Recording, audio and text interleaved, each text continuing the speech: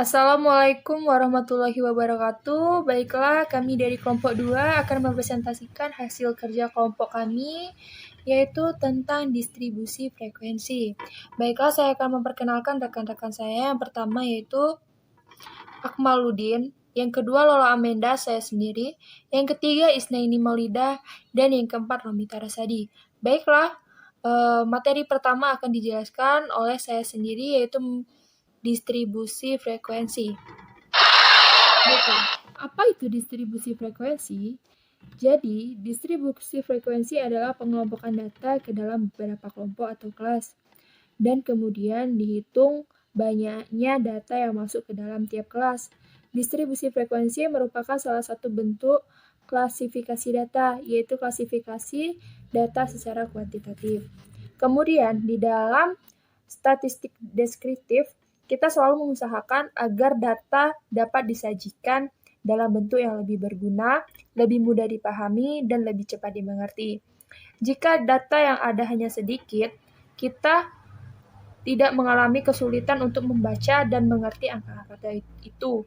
Tetapi apabila data yang tersedia banyak sekali jumlahnya, maka untuk mengerti data tersebut kita akan mengalami kesulitan. Untuk mempermudahnya, data harus disusun secara sistematis atau teratur ke dalam distribusi frekuensi. Assalamualaikum warahmatullahi wabarakatuh. Baiklah, saya Isnaini Maulidah. Di sini saya akan melanjutkan penjelasan dari saudari Lola Amenda. Yang kedua yaitu langkah-langkah membuat tabel distribusi frekuensi. Contoh soal, data berat badan mahasiswa perempuan di suatu perguruan tinggi X sebanyak 18 orang, yaitu 35, 40, 38, 60, 51, 45, 36, 66, 58, 54, 33, 53, 50, 45, 66, 68, 45, 33, 48. Pertama yaitu urutkan data di atas sehingga diperoleh sebagai berikut. 33, 35, 36, 38, 40, 45, 45, 45, 48, 50, 51, 53, 54, 58, 60, 66, 66, 68. Yang kedua yaitu hitung rank atau jangkauan. Rank sama dengan X max dikurang X min sama dengan 68 dikurang 33 sama dengan 35. Yang ketiga dengan cara hitung banyaknya kelas atau K. K sama dengan 1 plus 3,3 log N sama dengan 1 plus 3,3 log 18 sama dengan 5,14 sama dengan 6. Yang selalu dibulatkan ke atas agar jumlah kelasnya tidak kurang. Keterangan N di sini adalah banyaknya pengamatan. Yang keempat yaitu tentukan lebar kelas. Lebar kelas sama dengan jangkauan atau K sama dengan 35 atau 5,14 sama dengan 6,8 sama dengan 7 mengikuti pembulatan biasa. Yang kelima, menentukan tengah kelas.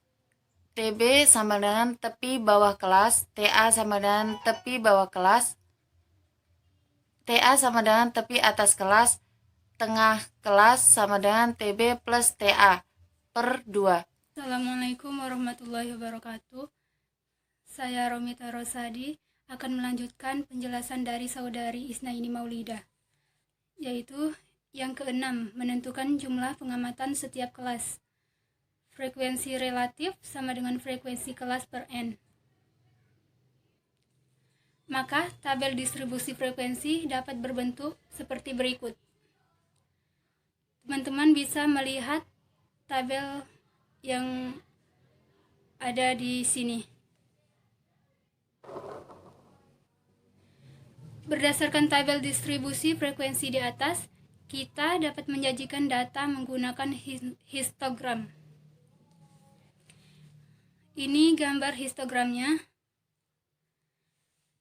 Nah, histogram di atas menunjukkan data berat badan mahasiswa perempuan di perguruan tinggi X memiliki satu puncak, sedangkan sebaran data berat badan mahasiswa perempuan di suatu perguruan tinggi X menjulur ke kanan. Apa itu distribusi frekuensi relatif dan presentasi data kualitatif? Distribusi frekuensi adalah menunjukkan jumlah atau banyaknya item dalam setiap kategori atau kelas. Dan distribusi frekuensi presentasi adalah ringkasan dalam bentuk tabel dari sekelompok data yang menunjukkan frekuensi presentasi bagi setiap kelas. Bismillahirrahmanirrahim. Assalamualaikum warahmatullahi wabarakatuh. Perkenalkan, nama saya Akmaluddin, NIM 19601002. Baik, di sini saya akan sedikit menyimpulkan kembali materi yang telah disampaikan oleh pemateri kita tadi. Yang pertama itu mengenai distribusi frekuensi. Distribusi frekuensi adalah pengkelompokan data ke dalam beberapa kelompok atau ke dalam beberapa kelas, dan kemudian dihitung banyaknya data yang masuk ke dalam tiap kelas atau ke dalam tiap kelompok. Baik, selanjutnya itu ada langkah-langkah membuat tabel distribusi frekuensi. Yang pertama itu menentukan jumlah kelas, yang kedua menentukan rangka atau jangkauan, yang ketiga menentukan panjang kelas, dan yang keempat menentukan kelas. Demikianlah penjelasan dari kelompok kami mengenai distribusi frekuensi. Jika terdapat salah-salah kata atau penyampaian, kami mohon maaf. Dan kepada Allah kami mohon ampun. Saya akhiri, wabillahi taufiq wal hidayah. Wassalamualaikum warahmatullahi wabarakatuh.